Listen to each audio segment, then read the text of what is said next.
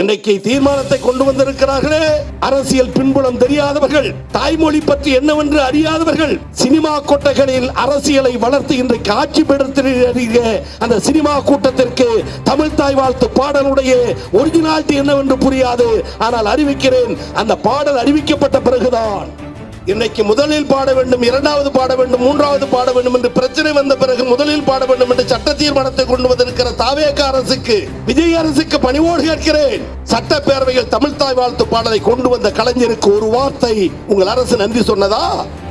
கட்டாயம் பாட வேண்டும் என்று சட்டப்பேரவையில் சட்ட தீர்மானம் கொண்டு வந்தாரே அண்ணன் தளபதி, ஒரு வார்த்தை நன்றி சொன்னதா? நீயோ தமிழ் தாய் வாழ்த்து பாடலை கண்டதை போல, அதை கொண்டு வந்ததை போல, அது சட்டமாக்கியதை போல, நேற்றைய தினம் கூட சட்டப்பேரவையில் ஒரு தனி தீர்மானம், பத்திரிகை தொலைக்காட்சி பார்த்தவர்களுக்கு தெரியும். தனி தீர்மானத்தினுடைய அர்த்தம், தமிழ் தாய் வாழ்த்து பாடலை கட்டாயம் தமிழகத்தில் முதலில் பாட வேண்டும். அந்த தீர்மானத்தை ஆதரித்து திராவிட முன்னேற்ற கழகத்தின் சார்பில் கருத்துரை எழுத்து வழங்குவதற்கு சட்டப்பேரவையில் திராவிட முன்னேற்ற கழகத்தில் 70க்கு மேற்பட்ட உதயசூரியன் சின்னத்தில் வெற்றி பெற்ற சட்டமன்ற உறுப்பினர்கள் இருந்தாலும், அன்பு தலைவர், ஆருயிர் தலைவர், அன்பு அண்ணன் தளபதி அவர்கள் அந்த தீர்மானத்தை ஆதரித்து வரவேற்று பேசுகிற பேச்சை இந்த எளிய தொண்டன் கோவி செலியனுக்கு சட்டப்பேரவை வழங்கினார். நான் என்ன மிட்டா மிராசா, கோடீஸ்வரனா, லட்சாதிபதியா, பஸ் முதலாளி விட்டு பிள்ளையா?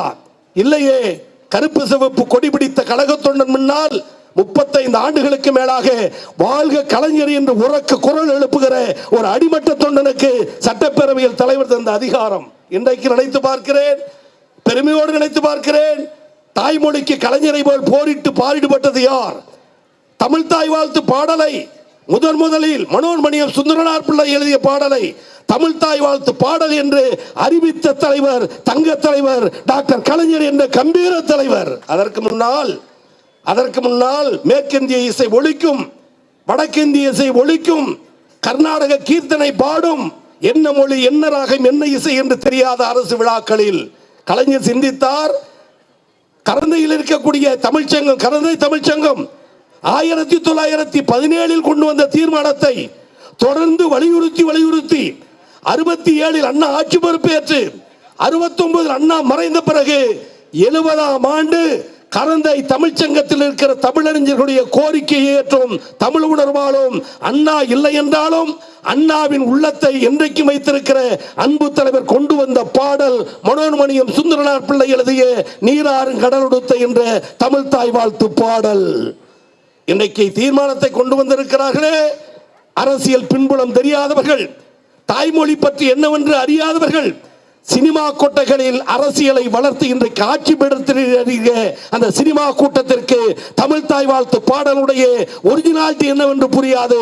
ஆனால் அறிவிக்கிறேன், அந்த பாடல் அறிவிக்கப்பட்ட பிறகுதான் இதே சட்டப்பேரவையில் மாசு, அதே சட்டப்பேரவையில் நான் முதலமைச்சராக ஜெயலலிதா, கர்நாடகத்தில் பிறந்த கவர்னர், தமிழர்களாகிய நாம் எல்லோரும் ஒன்றுபட்டு சட்டப்பேரவையில் இருக்கிற நேரத்தில் தமிழ் தாய் வாழ்த்து பாடல் ஒழிக்கப்பட்ட போது எங்கிருந்தோ பிறந்துட்டு வடநாட்டு கவர்னர் எழுந்து நிற்கிறார், ஜெயலலிதா எழுந்து நிற்கிறார், தமிழகத்தில் இருக்கிற எல்லோரும் எழுந்து நிற்கிறோம். நான் குறிப்பிட்டு சொல்வது, தமிழகத்தில் எந்த மொழிக்காரன், எந்த மாநிலத்துக்காரன், எந்த நாட்டுக்காரன் தமிழகத்துக்கு வந்தாலும் கலைஞரால் கொண்டு வரப்பட்ட நீராறும் கடலுடுத்த என்ற பாடலுக்கு எழுந்து நின்று கைவணங்கி கும்பிடுகிறான் என்று சொன்னால் அந்த காட்சியை, மாட்சியை, தமிழாட்சியை கொண்டு வந்த தலைவர் டாக்டர் கலைஞர்.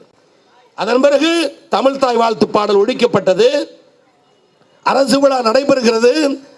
காஞ்சிபுரத்து காஞ்சி சங்கராச்சாரியார் சின்னவர் மௌனம் என்ற பெயரில் உட்கார்ந்து இருக்கிறார். எல்லோரும் எழுந்து நிற்கிறார்கள். தொலைக்காட்சி பார்த்திருப்பீர்கள், பத்திரிகை பார்த்திருப்பீர்கள். தமிழ் தாய் வாழ்த்து பாடும் பொழுது காஞ்சி சின்ன சங்கராச்சாரியார் உட்கார்ந்து இருக்கிறாரே, நியாயமா என்று எல்லோரும் விமர்சனம் செய்தார்கள். மறுநாள் சொன்னார், நான் மௌன தியாகனத்தில் தியானத்தில் இருந்தேன், என் காதில் அந்த பாடல் ஒளி கேட்கவில்லை. எப்பேற்பட்ட அதர்மமான பதில், எப்பேற்பட்ட ஆணவமான பதில்! முதலமைச்சர் தளபதி உடனே சொன்னார், இனிமேல் அரசு விழாக்களில் தமிழ் தாய் வாழ்த்து பாடல் பாடும்போது எல்லோரும் கட்டாயம் எழுந்து நின்று அதை வணங்க வேண்டும் என்று கட்டாய தமிழ் தாய் வாழ்த்து பாடலை சட்டமாக்கிய தலைவர் ஆருயிர் தளபதி.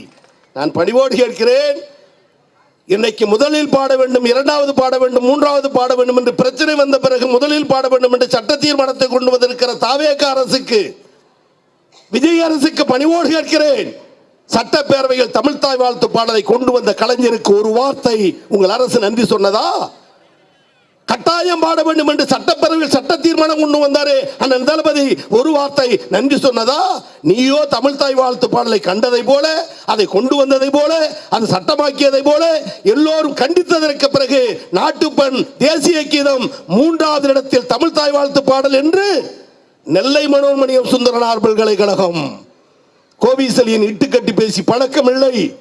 எந்த மனோன்மணியம் சுந்தரனார் பிள்ளை நீராறு கடலொடுத்த என்ற பாடலை எழுதி இந்த தமிழ் உலகத்திற்கு தந்தாரோ அதே பல்கலைக்கழகத்தில், மனோன்மணியம் சுந்தரனார் பல்கலைக்கழகத்தில் தமிழ்தாய் வாழ்த்து 3ஆம் இடம் என்று சொன்னால் கொதித்து எழுந்து போராடி கண்டனம் தெரிவித்த முதல் தலைவர் தளபதி அண்ணன் மு.க. ஸ்டாலின் அவர்கள் தமிழர்களுக்கு கிடைத்த அவமானம். எனவே இந்த ஆட்சி அல்ல, அதிகாரமும் அக்கறமும் அதிகம் நிறைந்த ஆட்சி. ஆர்ப்பாட்டம் செய்கிறார்கள், செய்யவில்லை. சட்டப்பேரவையில் கேட்கிறார், எங்கே உங்களது அப்பாவை காணவில்லை என்று நான் பணிவோடு கேட்கிறேன். சட்டப்பேரவையில் தேடுகிறாயே, நீ எந்தெந்த இடத்திற்கு சென்றாலும், கோட்டையிலிருந்து நீ பட்டினப்பாக்கம் வந்தாலும், கோட்டையிலிருந்து நீலாங்கரை போனாலும், எந்த பகுதிக்கு போனாலும் நீ செல்லுகிற சாலை எங்கள் தங்க தலைவர் அண்ணன் தளபதியால் போடப்பட்ட சாலை, கட்டப்பட்ட காலம், திறக்கப்பட்ட மேம்பாலங்கள் இல்லை என்று சொல்லிவிட முடியுமா? இது அமர்ந்திருக்கிறார் மக்கள் நல்வாழ்வுத்துறை அமைச்சர் அன்பு சகோதரர் பிரபாகர். சென்னையில் அவ்வளவு பணிகள், அவ்வளவு திட்டங்கள், சாதனைகள். கிராமத்திலிருந்து வருகிற எனக்கே சற்று பொறாமையாக இருக்கும் சைதாப்பேட்டை விருங்கம்பாக்கத்தை பார்க்கிற போது. ஏதாடா குக்கிராமத்தில் பிறந்தோம், 3 முறை எம்எல்ஏ, ஆளுங்கட்சி, அடுத்த முறை என்னவோ என்று அச்சப்பட்டு என் அண்ணன்மார்களை பார்ப்பேன். ஆனால் குக்கிராமத்தில் இருந்தவர்கள் கோவிசீலுக்கு ஓட்டு போட்டார்கள். படித்த பாமர மக்கள், படித்தவர்கள், படித்த மேதைகள் சென்னையிலே கோட்டை விட்டு இன்றைக்கு புலம்பித்திருக்கிறார்கள். என்ன நியாயம்? எங்களை விட சென்னைக்கு செய்தது யார்? திராவிட முன்னேற்ற கழகத்தை வரை சென்னை பட்டினத்துக்கு செய்தது யார்? கட்டிய பாலங்கள் யாரால்? போடப்பட்ட சாலைகள் யாரால்? திறக்கப்பட்ட கட்டிடங்கள் யாரால்? இவைகளை எல்லாம் இன்னைக்கு மறந்துவிட்டு தமிழ்நாட்டு மக்களும் சென்னை மக்களும் இருக்கிறார்கள் என்று சொன்னால் ஒரு சபதம் ஏற்போம். அரசியலில் பழிவாங்கும் படலத்திற்கு ஒரு முற்றுப்புள்ளி வைப்போம். இன்னைக்கு எதிர்க்கட்சி தலைவராக இருக்கிறார் ஆருயிர் அண்ணன் உதயநிதி ஸ்டாலின். பெரியாராய், அண்ணாவாய், கலைஞராய், தளபதியாய் ஒற்றை மனிதனாக இருந்து கோடிக்கணக்கான இளைஞர் உள்ளத்தில் குடியிருக்கிற தமிழகத்தின் எதிர்காலம் அண்ணன் உதயநிதி ஸ்டாலின் உட்காருகிறார், பார்க்கிறார், இருமாப்பு கொட்டுகிறார்கள், எழுந்து பேசுகிறார், பதில் இல்லை.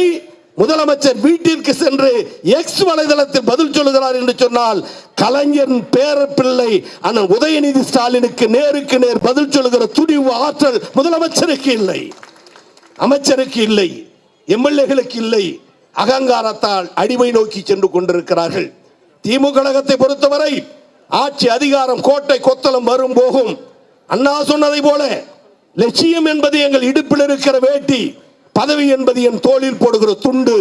தோளில் போடுகிற துண்டை நான் என்றைக்கும் இழப்பேன், ஆனால் இடுப்பில் கட்டி இருக்கிற லட்சியத்தை, கொள்கையை இழக்க மாட்டேன் என்று வாழ்ந்தவர் பேரறிஞர் அண்ணா. அதே வழியில் அன்பு தலைவர் டாக்டர் கலைஞர். அண்ணா சொல்லுவார், நான் சொல்லுவதை செய்கிற தம்பிமார்கள் ஆயிரக்கணக்கில் எனக்கு உண்டு. சொல்லுவது அண்ணா கோவிசலியன் அல்ல, சொல்லுவது அண்ணா அண்ணன் மாசு அல்ல, ஐயா சுபவி அல்ல. நான் சொல்லுவதை செய்கிற தம்பிமார்கள் ஆயிரக்கணக்கில் எனக்கு உண்டு. ஆனால் நான் நினைத்ததை செய்கிற ஒரே தம்பி திருவாரூர் கருணாநிதி என்று அண்ணாவால் பாராட்டப்பட்ட அந்த மகத்தான தலைவர். இன்றைக்கு நினைவு நாள். அவர் செய்யாத திட்டங்கள் எது? அவர் செய்யாத சமூக நீதி எது?